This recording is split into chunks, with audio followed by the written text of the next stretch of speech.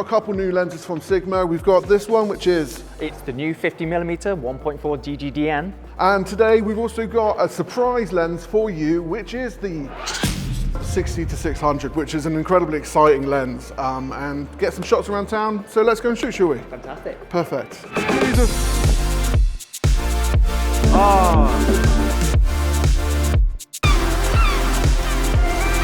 Said this is the new 60-600 DGDN Sport. So the Sport means it's completely weather sealed. We're expecting a bit of rain today, but it hasn't come down.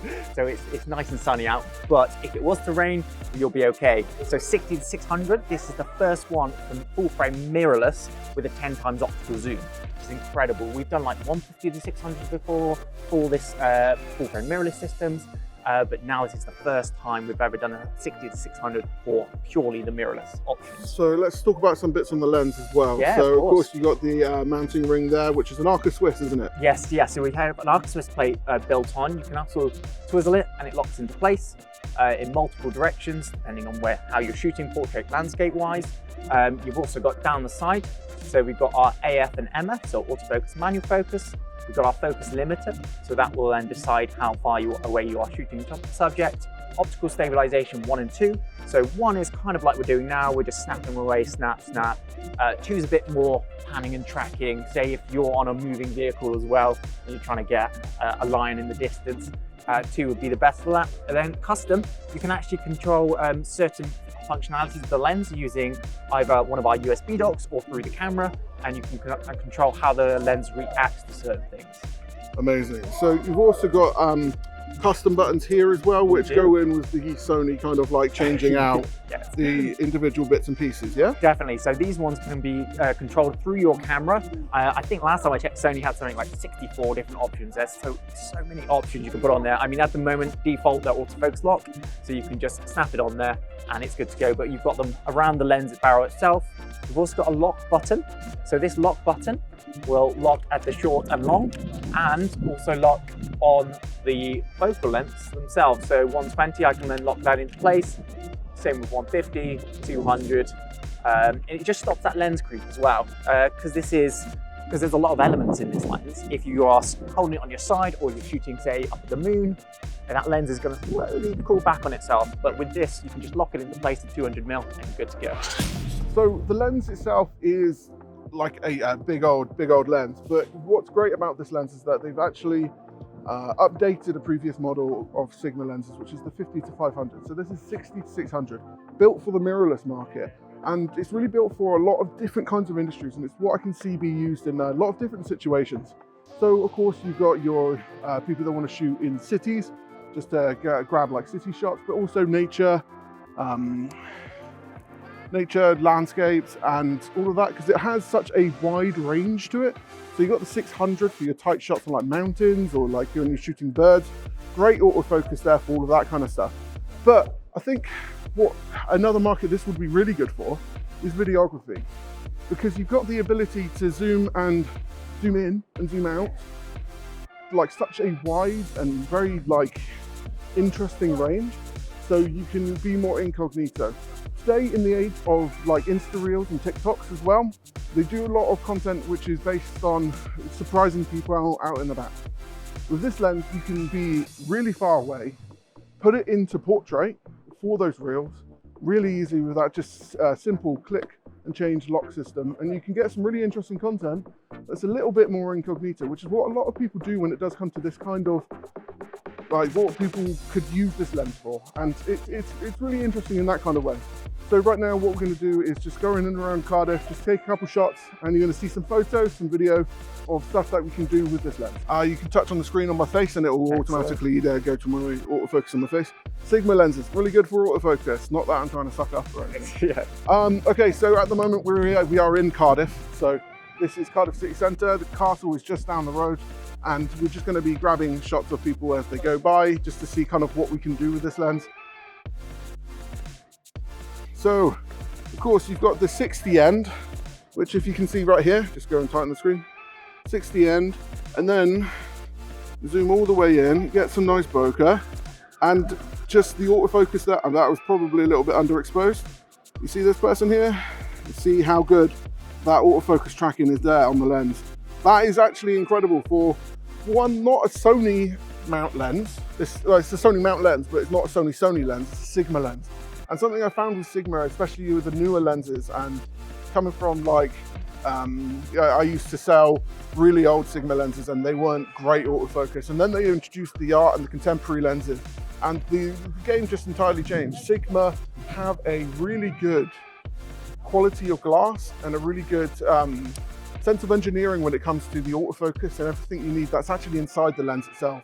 So it's quite a bright day today. We're shooting at f6.3, 800th of a second, and ISO 160, 1600.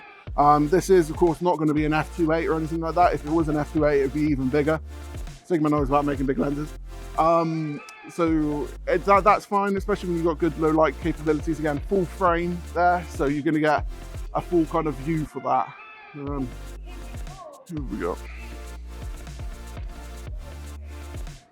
Look how incredibly sharp that is. That's 600. Then I can go all the way back to 60, and then we've got like, that would have been sick. A bird just flew in front of the lens and I wasn't quick enough. Everyone's had that moment. And then you got the 60. So you got a nice wide point of view. And then if you see something interesting, you can go zoom straight in. And then, oh look, these people are talking. Hey Mildred, how's it going? So I'm predominantly a videographer. What I love about lenses like this is that you've got a really like amazing chance to be creative. So for example, we got this shot here.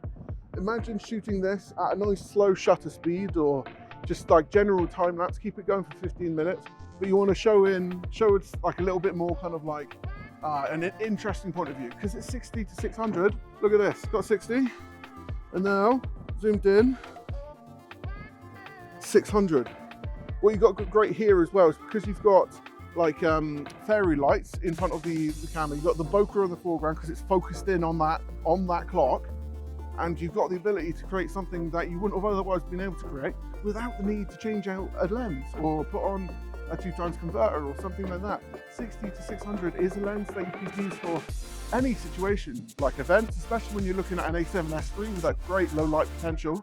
That will combat the aperture kind of, the variable aperture. It's not necessarily a downside for people that are using it for nature, but look at that range. That is an incredibly far away.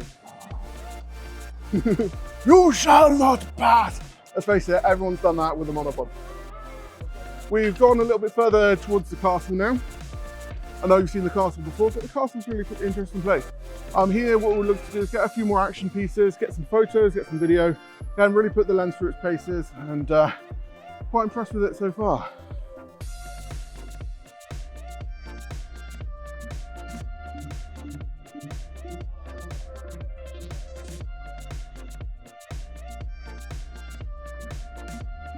So we are moving on now from the 60 to 600. Love it, great lens. And here we are. We're going to be going down this street. We're hearing some music down here, so we're going to test out the lens on some of the buskers down there, and it should be good. So Sam, let's hear some details. Yeah, so this is 50mm 1.4 DGDN, purely made for mirrorless. A lot of the 50 fanboys out there would know that we do a HSM for the DSLR, but this, as I said, is purely mirrorless, which has some nice benefits. So we've now got aperture rings. You can click and declick the aperture ring. Let me click it. There we go. Everyone loves that for your videography, vlogging, anything of that sort, where you don't want to hear the aperture on your microphones. You can declick it. You can also pop it into A, which is automatic, and that will control through the camera. On top of that, we've added a new focusing motor into this, so it's faster, quicker, more precise, especially with the Sony and the L-mount systems. Going to the side, we've got AFL buttons, which is customizable, and then continue on. There's the clicker I showed you earlier on. But all in all, it's just a redeveloped, very popular lens from us. Yeah, because was it the first art lens that you did? 35 was the first. This was the, so we released the 35 in 2012. We've just redone the 35mm a couple of years ago, actually. Yeah. So this is the 50mm reintroduction into the mirrorless system. Which is really good. Of course, like, I don't think you realise how popular the arts were going to be, and all of that back in the day. So you did just end up sticking a MC11 for what you could, because you needed to keep up with the orders. Exactly. And now you've got these mirrorless specific lenses which have the aperture ring. And Yeah. me myself, I mean, some people prefer just to keep the aperture ring into auto, which you can if you want to. But when it comes, for me in particular, I really enjoy shooting with the aperture ring, especially having the ability to declick it there as well. Yes, definitely. Which is super useful, especially for video. And I know I talk about video a lot. I like video. And Burger King, sponsor, not really. So we've just come back from the castle now. We're going to be testing out the 50 with these guys here, just some buskers in the street. Again, it's your portrait lens, your everyday lens, your shooting out in the street kind of lens. And we're going to get some cool shots as they do their performance. So come on then.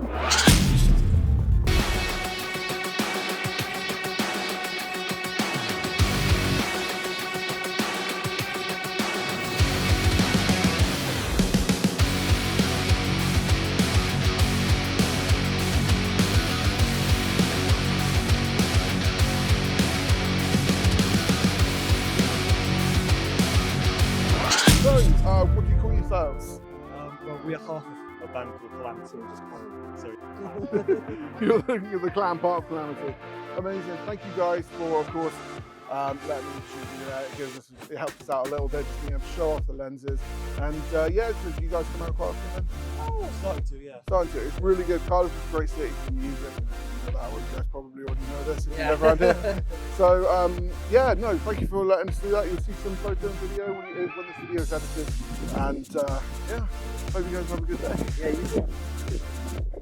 So that was a lot of fun. Again, when it comes to shooting on streets, it's a little bit more fun just off the cuff, just saying, hey, go on, trying to just a quick little photo shoot. I started doing it with buskers, and actually starting doing the videos for buskers, I actually use 50 mils to shoot it solely, actually, with a couple DSLRs. And 50 range is such a good range, and you can see why it's so popular for Sigma, is because it covers all of the bits and pieces you want it to cover, and it's just a good lens. That, and when it comes to prime lenses, they're incredibly sharp, so you're going to make sure you're going to have tack sharp images every time. That was a really nice little shoot, and thank you for the boys for letting us do it. I know it can be a little bit annoying when you've got people in your face taking photos, but you know, it's Cardiff. Cardiff is all about the music and all about the fun and all about the creativeness. And this lens here, it's been a lot of fun to shoot today, incredibly sharp. Probably gonna have to pass on to Stuart later on when he's editing it, and he's probably telling me off for just like trying to flip the camera and stuff like that. But looking at the back of the camera and judging by the reaction of the boys, the photos came out good and the video should be pretty cool too. So, got over to Stuart in the studio. Sam, you got anything else to say? Oh, thank you very much.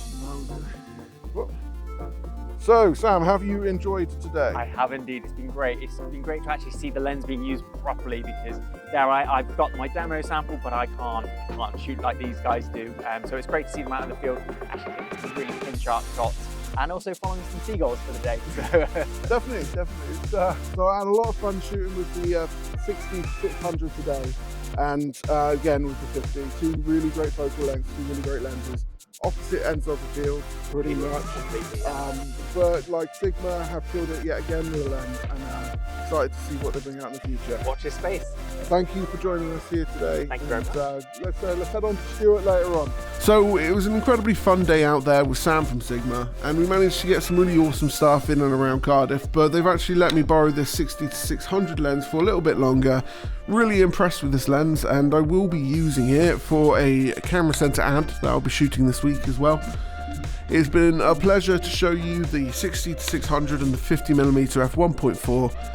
If you're looking to get the lenses, then please follow the links down below. My name is Stuart. Please like, follow and subscribe to see more, and I look forward to seeing you next time.